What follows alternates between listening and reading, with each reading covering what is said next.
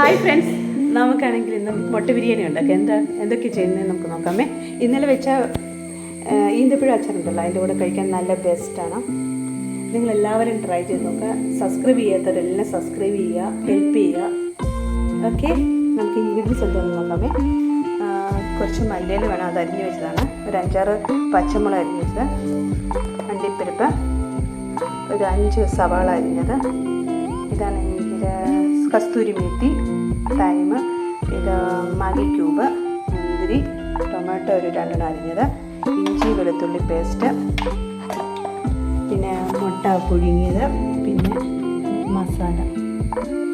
പിന്നെ നമ്മളിന്ന് ബിരിയാണി വയ്ക്കുന്ന കുക്കറിലാണ്. ചൂടാക്കാം. കുറച്ച് നെയ്യ് ഒഴിച്ച് കൊടുക്കാം.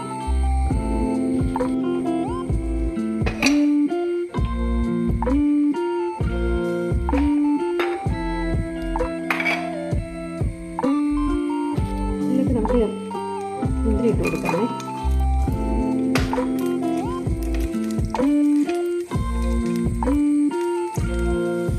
കുറച്ച് മൂക്കുമ്പത്തിന് കണ്ടിട്ട് കൊടുക്കാം.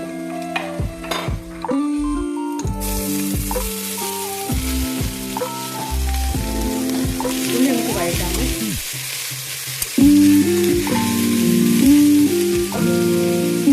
കുറച്ച് ഉപ്പിട്ട് കൊടുക്കാമേ.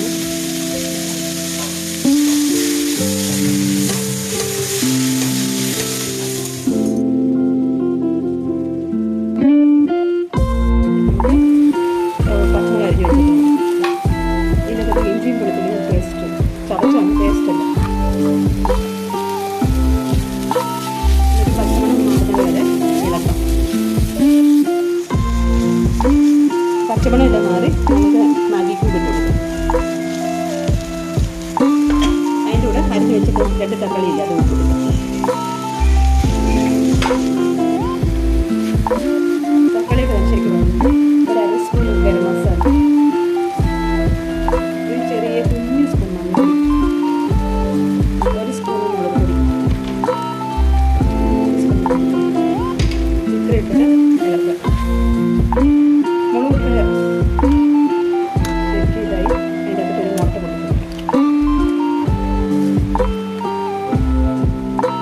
പുഴുങ്ങി വെച്ചിരുന്ന മുട്ട ഇട്ടു.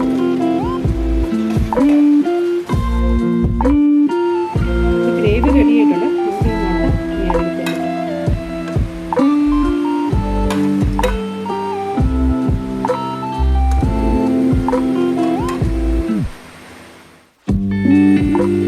നമ്മൾക്ക് അരി വേവിക്കാൻ വേണ്ടി വെള്ളം വയ്ക്കാമേ.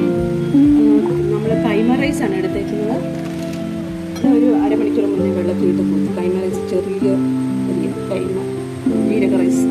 കുറച്ച് ഉപ്പുകല്ല് ഇട്ട് കൊടുക്കാം വെള്ളത്തിനകത്ത്.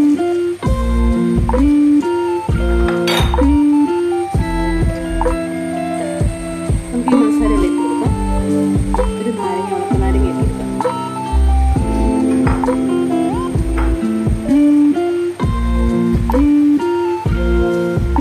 കുറച്ച് എണ്ണയും കൊടുക്കാം. ചോറ് വെള്ളം ഒന്ന് തിളക്കട്ടെ.